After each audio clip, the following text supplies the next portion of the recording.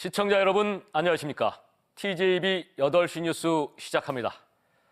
윤석열 대통령이 지난해 12월 3일 비상계엄 선포 후 44일 만에 현직 신분으로는 헌정사상 처음으로 영장이 집행돼 체포됐습니다.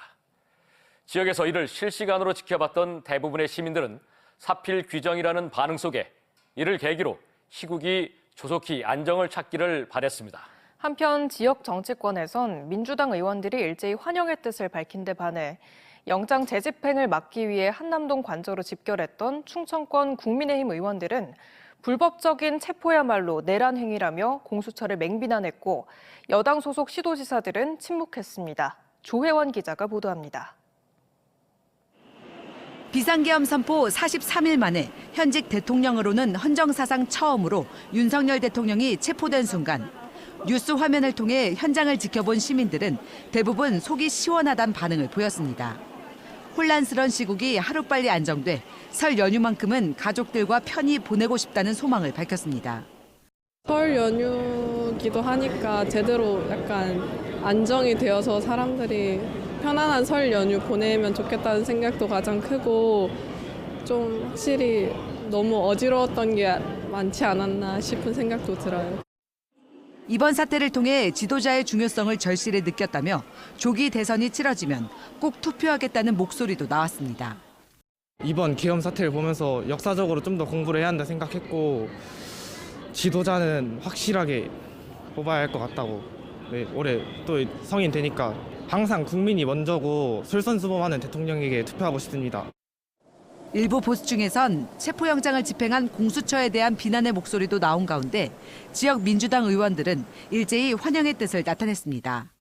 국회 법사위 야당 간사인 박범계 민주당 의원은 마침내 내란이 종료됐다며 확실한 구속과 기소, 엄정한 법적 처단을 해야 한다고 밝혔고 박정현 민주당 대전시당 위원장은 위대한 국민이 있어 가능한 일이었다며 이번 일을 계기로 헌정질서를 바로 세우겠다고 강조했습니다. 민주당 수석 대변인 조승래 의원도 대통령 체포로 내란 세력이 무너뜨린 헌법 원칙을 바로 세웠다고 밝혔습니다. 더불어민주당을 비롯해 진보당과 조국혁신당 대전시당도 일제히 환영 논평을 내고 내란 세력에 대한 철저한 수사와 엄벌을 촉구했습니다. 반면 체포영장 재집행을 막기 위해 성일종, 장동혁 의원과 함께 한남동 관저에 집결했던 국민의힘 강승규 의원은 자신의 SNS를 통해 공수처의 행태야말로 내란 행위나 다름없다며 불법, 탈법, 초법적 수사 행위를 중단하라고 비판했습니다. 한편 김태흠 충남지사와 이장호 대전시장, 최민호 세종시장 등 국민의힘 소속 단체장들은 윤 대통령 체포에 대해 별다른 입장을 내놓지 않았습니다. TJB 조혜원입니다. 윤석열 대통령에 대한 체포영장 집행은 첫 영장 발부 이후 보름 만에 이루어졌습니다. 이 기간 동안 한남동 관저를 요새화하며 영장 집행을 막은 건 박종준 전 경호처장을 비롯한 충청권 출신 인물들이었습니다.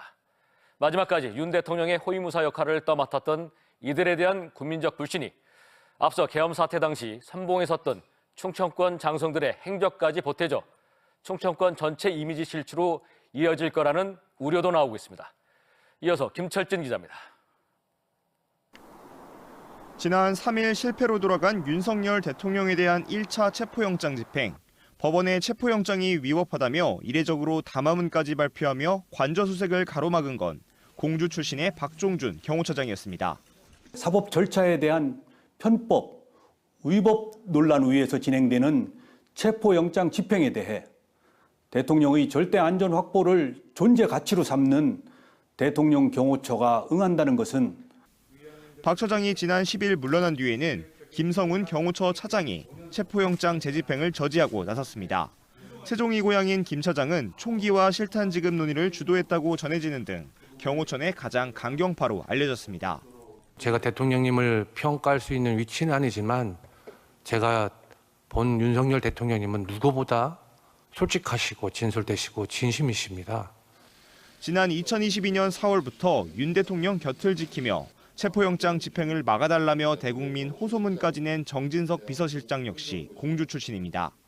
내란 수괴 등 혐의를 받는 윤 대통령이 현직 대통령 최초로 체포되면서 대통령의 호위무사 역할을 한 충청권 인사들에 대한 수사도 속도가 붙을 전망입니다. 윤 대통령 주변에 포진한 지역 인사들에 대한 국민적 불신이 충청권 전체의 이미지 실추로 이어지지 않을까 우려의 목소리도 나옵니다. 경호처와 비서실뿐 아니라 12.3 비상계엄 사태를 사전 모의한 혐의로 구속된 노상원, 문상호 전 정보사령관 등 군 수뇌부 상당수가 대전과 연고가 있는 인물이기 때문입니다. 대통령을 향한 이들의 빗나간 충성심에 충청 민심도 싸늘하게 식어가고 있습니다. TJB 김철진입니다. 오늘 새벽 12시 50분쯤 대전시 서구 용문동 수침교 인근 도로에서 SUV 차량이 길가에 있는 전신주를 들이받았습니다. 이 사고로 인명피해는 없었지만 SUV 차량이 파손되고 사고를 수습하는 과정에서 인근 도로 주변에 정체가 빚어졌습니다. 경찰은 40대 운전자가 혈중 알코올 농도 0.1%의 만취 상태에서 운전을 하다 충돌 사고를 낸 것으로 보고 운전자를 입건해 사고 경위를 조사하고 있습니다. 현역 육군 중령이 심정지로 쓰러진 주민을 심폐소생술로 구조한 사실이 뒤늦게 알려졌습니다. 지난해 12월 22일 부여군의 한 운동장에서 축구를 하다 의식을 잃고 쓰러진 50대 남성을 육군 35보병사단 소속 최상윤 중령과 지인 2명이 심폐소생술을 통해 구조했습니다. 응급처치 후 병원에 옮겨진 남성은 완쾌 이후 퇴원한 것으로 알려졌으며 부여소방서는 최 중령과 지인 2명을 하트세이버로 선정하고 감사장을 전달했습니다. 지난해 대전에서 잇따라 발생한 교사 성비위에 대해 대전시 교육청이 대책을 내놓았지만 6개월 전과 별반 다를 게 없는 맹탕 대책이란 지적이 나오고 있는데요.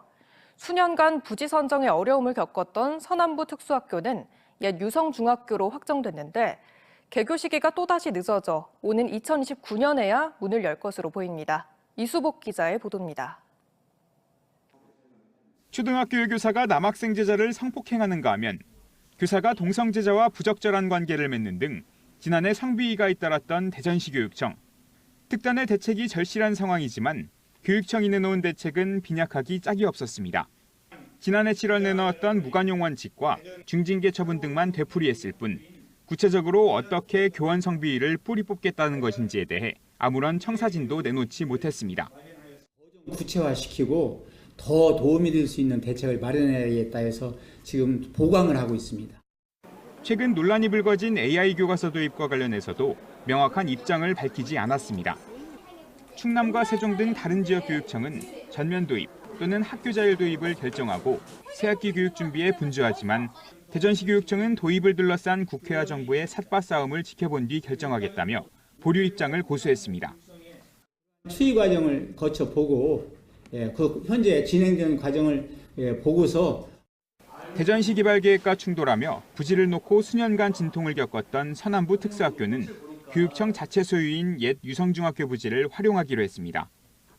학생의 접근성이라든지 학교 설립 시기 적시성 등인데 유성중학교 부지로 최종 확정되었기 때문에 앞으로 차질 없이 이렇게 추진해 나가도록 하겠습니다.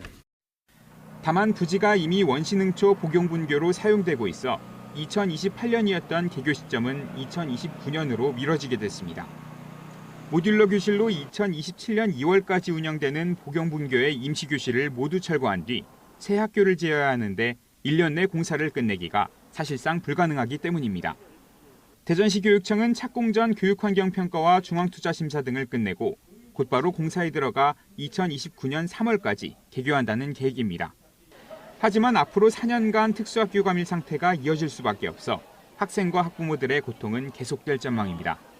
TJB 이수복입니다. TJB 대전방송은 백석대학교와 백석문화대학교와 함께 콘텐츠 산업 발전과 우수인재 양성을 위한 업무 협약을 체결했습니다. 오늘 협약을 통해 양 기관은 콘텐츠 기획과 제작, 배포와 관련된 교육 프로그램 개발과 인재 양성, 연구 활동 등 인적 물적 교류를 통한 협력 체계를 구축하고 지역사회 발전을 위한 다양한 사업도 전개해 나가기로 뜻을 모았습니다. 대전시가 추진하는 3모듈 굴절 차량이 정부 규제 특례 심의를 통과하면서 올해 12월을 목표로 신교통수단 시범 운행에 나섭니다. 노선은 서구 정림 삼거리부터 유성 충남대학교까지 총 7.8km로 트램 사업비 대비 40%, 운영비는 65% 수준으로 시는 총 사업비 150억 원을 투입할 계획입니다. 시는 최소 2년, 최대 4년까지 진행할 수 있는 실증 사업을 통해 소송 정원이 170명에서 250명인 굴절 차량 4대를 배차 시간 15분에서 20분 간격으로 시범 운영할 계획으로 이 기간 법령 개정 등이 이루어지면 상용화가 가능할 전망입니다. 대전시는 경기 침체의 장기화로 경영 위기에 직면한 소상공인과 자영업자 지원을 위해 소상공인 초저금리 특별자금 6천억 원을 본격 지원합니다. 이번 자금은 경영 여건 악화로 금융 지원이 절실한 소상공인을 위해 자금 규모를 지난해 4천억 원에서 올해 6천억 원으로 확대하고 업체당 대출 한도도 5천만 원에서 7천만 원으로 올렸습니다. 중부권 대표 겨울축제인 겨울공주 군밤축제가 공주 금강 신광공원 일대에서 내일부터 5일간 열립니다.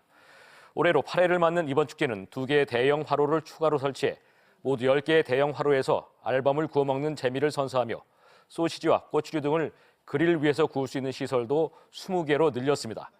이와 함께 알밤 직거래 장터와 2025 대한민국 밤산업 박람회도 개최되며 전국 알밤 디저트 요리 경연대회와 수출 상담회 등도 마련됩니다. 충청남도는 올해부터 찾아가는 운전면허 시험장 운영을 1년에 6회로 확대합니다. 찾아가는 운전면허 시험장은 적성검사와 재발급, 국제운전면허 발급 등 관련 민원 업무를 도청 민원실에서 직접 처리하는 서비스입니다. 운전면허 민원 업무는 그동안 연 4회 운영했으나 1월과 3월 등 홀수달을 지정해 2개월에 한 번씩 정기적으로 서비스를 제공할 예정으로 올해 첫 운영은 내일 오후 2시에 실시됩니다. 올해 시행 3년 차를 맞은 고향사랑 기부제 기부 한도액이 기존 500만 원에서 2천만 원으로 상향된 가운데 대전 이엘치과병원 이도훈 병원장이 2천만 원을 기부하면서 최고액 기부자로 등극했습니다. 이 병원장은 고향 대전이 활기차게 변화해가는 것을 피부로 느끼고 있다며 대전의 더 큰 발전을 위해 작은 정성을 보태고 싶었다며 소감을 밝혔습니다.